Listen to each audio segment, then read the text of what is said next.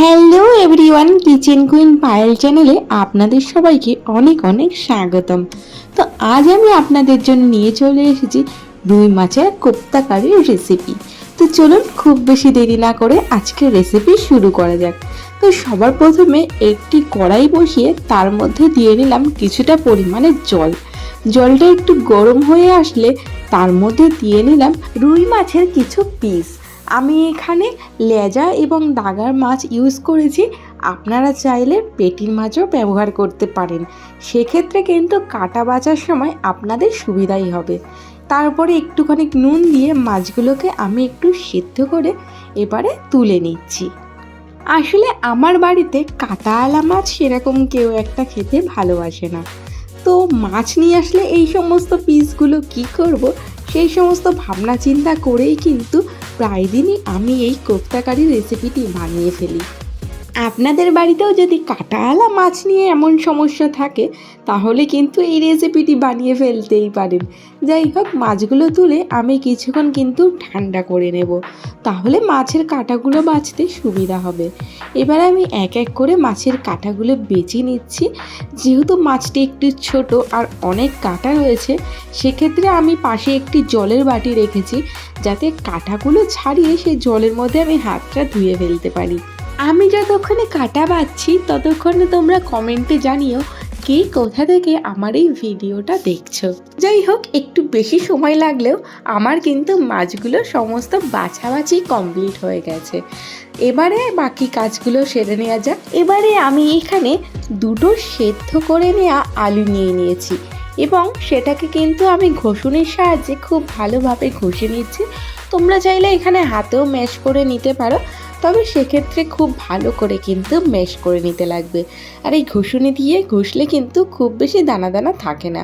যাই হোক, এবারে এই আলুর মধ্যে কিন্তু আমি সমস্ত মাছগুলো দিয়ে দিচ্ছি, মানে যেই মাছগুলোকে আমি বেছে রেখেছিলাম সেই মাছগুলো আমি এর মধ্যে দিয়ে দিচ্ছি। এবারে এর মধ্যে বাদবাকি মশলাগুলো দিয়ে দেওয়ার পালা। সবার প্রথমে আমি এখানে দিয়ে দিচ্ছি পরিমাণ মতো নুন। তারপরে আমি এক এক করে দিয়ে নিচ্ছি পেঁয়াজ কুচি। আমি এখানে একটি বড় সাইজের পেঁয়াজ খুব ভালোভাবে কুচি করে নিয়েছি, আর তার সাথে দিয়ে নিলাম কিছুটা ধনেপাতা। এবারে দিয়ে নিচ্ছি লঙ্কার গুঁড়ো, আপনারা যেমন ঝাল খেতে পছন্দ করেন তেমন দিতে পারেন। তারপরে দিয়ে নিলাম হলুদ গুঁড়ো এবং দিয়ে নিচ্ছি রসুন কুচি এবং আদা কুচি। তারপরে দিয়ে নিচ্ছি কর্নফ্লাওয়ার। এখানে আমি কিন্তু 4 চামচ মতো কর্নফ্লাওয়ার অ্যাড করেছি। তো এটা মাখার পরে যদি একটু নরম ভাব থাকে সেক্ষেত্রে কিন্তু আপনারা পরে চাইলে আরও একটু কর্নফ্লাওয়ার অ্যাড করতে পারেন। এবার এই সমস্ত উপকরণগুলোকে আমি খুব ভালোভাবে মেখে নিচ্ছি। তো আমি এখানে ভিনিগার দিতে ভুলে গেছিলাম, তো ওই কারণে এখানে আবার একটুখানি আমি ভিনিগার দিয়ে নিচ্ছি। আমি এখানে ওই 1 টেবিল চামচ মতো কিন্তু ভিনিগার ইউজ করেছি। এবারে আমি আবার খুব ভালোভাবে এগুলোকে মেখে নিয়েছি এবং সবশেষে একটুখানি ছড়িয়ে দিলাম সর্ষের তেল। সর্ষের তেলটা দিয়ে আবার হালকা একটু মেখে নিয়ে কিছুক্ষণ জাস্ট রেখে দেবো। তারপরে হাতে আমি একটুখানি সর্ষের তেল লাগিয়ে নিয়েছি, যাতে ব্যাটারটা আমার হাতে লেগে না যায় আর আমি খুব ভালোভাবে শেপগুলো দিয়ে নিতে পারি। আমি এখানে গোল গোল শেপ দিয়েছি, তোমরা চাইলে যে কোনো শেপই কিন্তু দিতে পারো।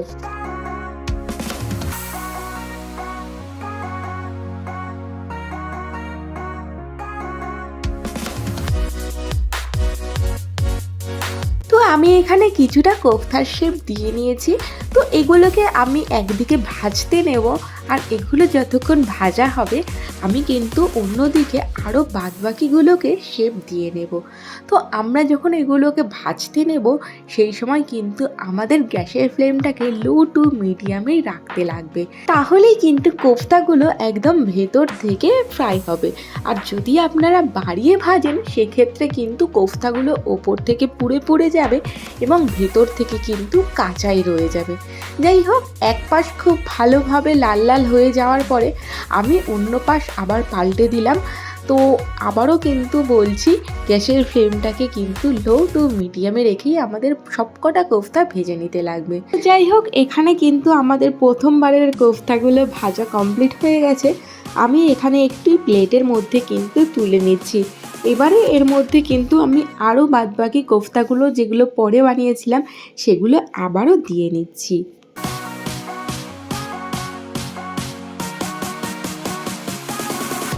আপনারা যদি চান খুব বেশি খাটাখাটনি না করতে, সেক্ষেত্রে কিন্তু আপনারা ডালের সাথে এই ভাজা কোফতাটাই খেতে পারবেন। কোফতাগুলো কিন্তু খুব ক্রিস্পি হয়েছে ওপর থেকে, তো সেই কারণেই কিন্তু কোফতাগুলো ভাজা অবস্থায় খেতেও খুব ভালো লাগে।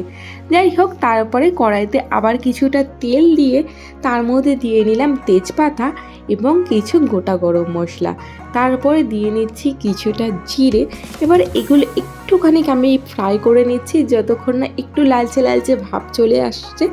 তারপরে এবারে এর মধ্যে আমি এক এক করে দিয়ে নিচ্ছি পেঁয়াজ বাটা। এখানে আমি একটি বড় সাইজের পেঁয়াজ কিন্তু বেটে নিয়েছি। তো এটাকে হালকা আমি একটু নাড়াচাড়া করে নিচ্ছি, হালকা একটু কালার চেঞ্জ হওয়া পর্যন্ত।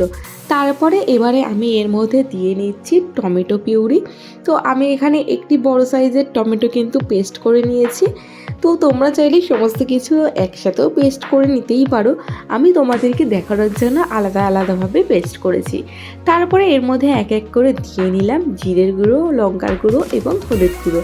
এবারে এই সমস্ত মশলাগুলোকে কিন্তু আমাদের খুব ভালোভাবে কষিয়ে নিতে লাগবে।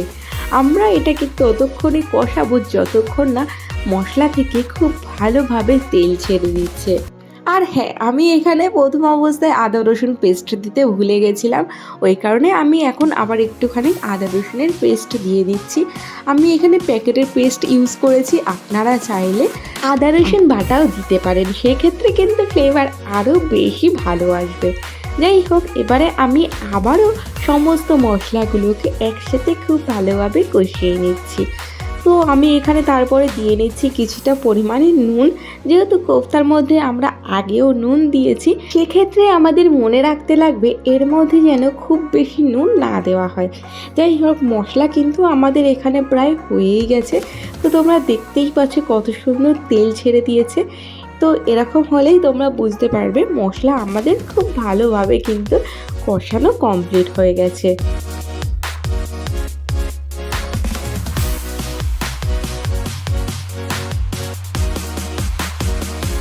এবারে আমি এর মধ্যে দিয়ে নিচ্ছি পরিমাণ মতো জল। যেহেতু আমরা কারি বানাবো, তো ওই কারণে কিন্তু খুব বেশি জল এখানে দেওয়া যাবে না। তো আমরা ততটাই পরিমাণে জল দেব যতটুকু দরকার। তো এবারে এটাকে আমরা খুব ভালোভাবে ফুটতে দেব। তো এটা খুব ভালোভাবে কিন্তু ফুটে গেছে। এবারে আমরা কোফতাগুলোকে কিন্তু এর মধ্যে এক এক করে দিয়ে নিচ্ছি। আর আমি কিন্তু কিছুটা কোফতা আলাদা রেখে দিয়েছি, কারণ আমার বাড়ির লোক এই কোফতাটা কিন্তু ভাজা অবস্থাতে খেতেও খুব ভালোবাসে। তো যাই হোক, এর মধ্যে এক এক করে সমস্ত কোফতাগুলো দেওয়ার পরে এটাকে আমরা একটুখানি নাড়িয়ে চাড়িয়ে একটু ভালোভাবে ফুটিয়ে নেব। ওই ধরুন 3 থেকে 5 মিনিট, বেশিক্ষণ ফোটানোর কিন্তু কোনো প্রয়োজন নেই। এবারে আমি ওপর থেকে কিছুটা ধনেপাতা ছড়িয়ে দিলাম। ব্যাস, আমাদের কোফতা কারি কিন্তু এখানে পুরোপুরি রেডি হয়ে গেছে। আমি একটু ঝোল ঝোল রেখেছি, কারণ কোফতাগুলো কিন্তু সমস্ত ঝোল টেনে নেবে, ঠিক ওই কারণে। তো দেখতে দেখতেই কিন্তু রেডি হয়ে গেল আমাদের রুই মাছের কোফতা কারির রেসিপি। যেদিন এটি বানাবেন সেদিন কিন্তু ভাতের চালে দুমুঠো বেশিই নেবেন। তো যাই হোক, ভিডিওটি থেকে যদি আপনারা কোনো রকম উপকারিতা হন বা ভিডিওটি যদি আপনাদের ভালো লেগে থাকে, তাহলে অবশ্যই কিন্তু একটি লাইক, কমেন্ট এবং শেয়ার করে দেবেন। আর আমার চ্যানেলে যদি নতুন হয়ে থাকেন, তাহলে অবশ্যই কিন্তু সাবস্ক্রাইব বাটনটা ক্লিক করতে ভুলবেন না, এবং তার পাশে যেটি রয়েছে বেল আইকন, সেটাকেও ক্লিক করে দেবেন। তো চলুন, আজকের জন্য টাটা, সবাই ভালো থাকবেন।